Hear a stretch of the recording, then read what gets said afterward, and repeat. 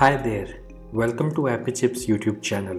I am Ambajan and today we will learn how to install this app on Mac using Homebrew, which is also popularly known as simply Brew. But before we get started, let me answer some frequently asked questions first. To start with, what does a package manager like Homebrew does? Well, a package manager lets you install, uninstall or repair apps on your Mac. A package manager is very similar to App Store on macOS or Microsoft Store on Windows operating systems, except that a package manager uses commands that you type on Mac terminal to install or uninstall different programs. Some of the popular package managers for Mac include Homebrew, Nix, and Macports. And if you are coming from a Linux background, you will feel at home with Homebrew, especially if you have used package managers like apt, pacman, yum, etc. on Linux based operating systems. Next up, is it safe to install the Mac apps via Homebrew? Short answer, yes. In fact, Homebrew is the most popular and thus most widely used package manager on macOS.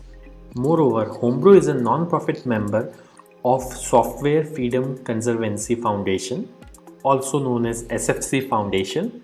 Many other open source projects like Git, BusyBox, Samba, Wine are all part of this Software Freedom Conservancy organization. Also, you might be surprised to know that Homebrew is the most forked project on GitHub and it has the largest number of contributors on its GitHub repository. Many devs at organizations like Google, Apple, Dropbox, Stripe, etc. use Homebrew to set up different development environments on their MacBooks and iMacs. Next question. Can you use Homebrew to install programs on Apple Silicon or more popularly known as M1 MacBooks? Again, yes. Starting version 3.0 of Brew, Apple Silicon is now supported on Homebrew. In fact, Homebrew also supports programs that are at the moment only supported via Rosetta 2 on Apple Silicon. Now that I have answered your questions on safety and compatibility of Homebrew, let's get to the installation process. Before we can install anything using Brew, we need to install the package manager itself, that is Homebrew, on your Mac. So let's see now how can we install Brew on Mac. Let me open my Mac here. First, you need to press Command and space on your keyboard. This will open Spotlight Search on your Mac. And then you have to type terminal.app. You will see this terminal app. Simply double click on it to open terminal. Let me maximize this terminal window. Now we need to copy paste the command to install Homebrew from the Brew website. So open your web browser and simply go to the website brew.sh. Once you are on the website, you will see this section called Install Homebrew, which has a command that you can simply copy by clicking on this button over here. Once it is copied, you have to go back to terminal, right click, paste. Now that the command is copy paste over onto this terminal, press enter. This will start Brew installation. Now it is prompting me to enter my user's password on Mac. I am going to type the password now, but it won't be visible on your terminal. Once you have entered the password, simply press enter, and if the password is correct, the script will continue. Now it is saying press return to continue the installation. I'll press enter here, and this will start the installation of Homebrew on my Mac. Let's wait for this to finish. As this message here says, installation successful. So that's it. Brew is successfully installed on your Mac now.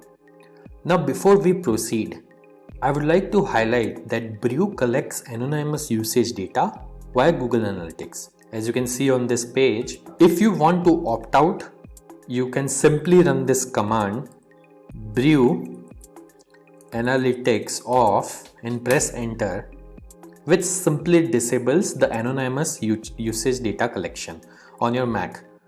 Now let's update the package database locally by pulling the metadata of the latest packages on a local map from the central brew repository. This should typically take less than a minute to complete depending on your internet connection speed. To do so, simply type the command brew update and press enter. As you can see, my local brew database is already up to date because I just installed brew on my system. Now to install the app, let's run the brew install command.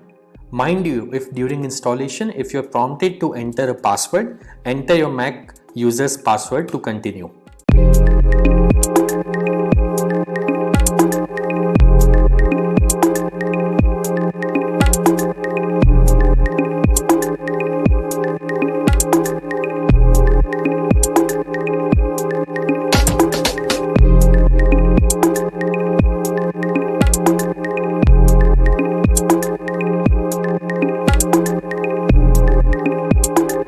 That's it. The installation was successful. If this video was useful, don't forget to hit the like button. And if you faced any problems during the installation in this video, please leave a comment below and somebody from AppyChip team will reply back to you. If in future any app installed using brew stops working, then you can simply reinstall it using the command brew space reinstall space the name of the program. For example, I'll try to reinstall this program called Hello, which is already installed on my system. As you can see, it is downloading the program and it says reinstalling Hello, and now Hello is successfully installed. And if you want to uninstall any app installed using brew, simply run brew space uninstall space the name of the program. In this case, I will try to uninstall the program Hello, which is already installed on my system. As you can see, within a few seconds, it says the program is successfully uninstalled.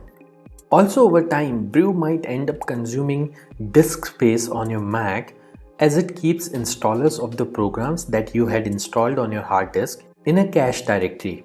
So you can use the brew space cleanup command once every 6 to 12 months to free up some space on your Mac. This command removes app installers and older versions of the packages only. It would not uninstall any of the apps that you have installed. As you can see, brew cleanup was successfully run on my system. So do subscribe to our channel as we have tutorials for installation of over 9,000 programs on Mac, which will come handy. If you need to install other apps on Mac in future, chances are that we have got it covered already.